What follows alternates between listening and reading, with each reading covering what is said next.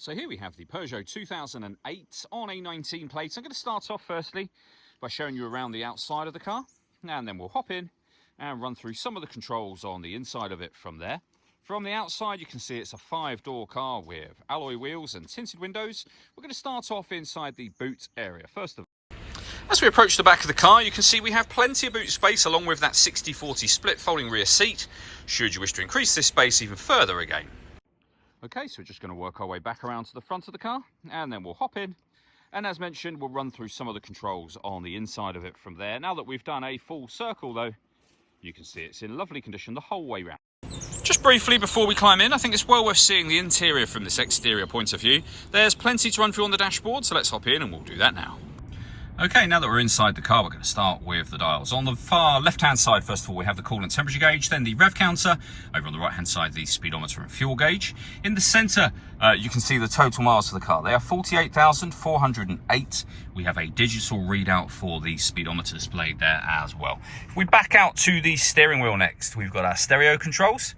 We have cruise control and speed limiter on this stalk.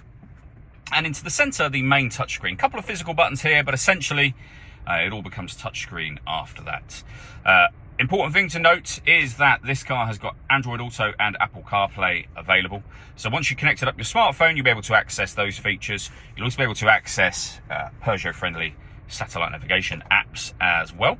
When it comes to music in this car, we of course have the radio, DAB, AM and FM radio all available. We've also got USB input, as you can see up on the screen.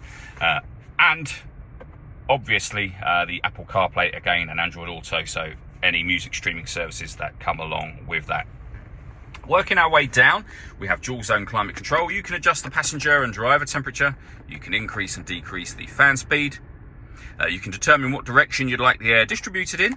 When you're happy with those settings, that's your air conditioning on. The same button, of course, will turn it off or hit auto. As you can hear, the car will then take full control for you to maintain the temperatures that you've asked for, and you can override that whenever you wish to. We have a 12-volt charging socket, USB input, some storage down here, 2 cup holders, the gear lever for the 6-speed manual gearbox, and then controls so that you can change the driving setup of the car. So depending on road conditions, you have snow, as you can see, mud, sand. You can turn off the traction control, and then we have normal driving mode and back around to snow again. All that leaves me to say is thank you for taking the time to watch this video. If you'd like to come and see the car for yourself and have a test drive, please feel free to give us a call here at Surrey Specialist Cars. We'd love to hear from you soon.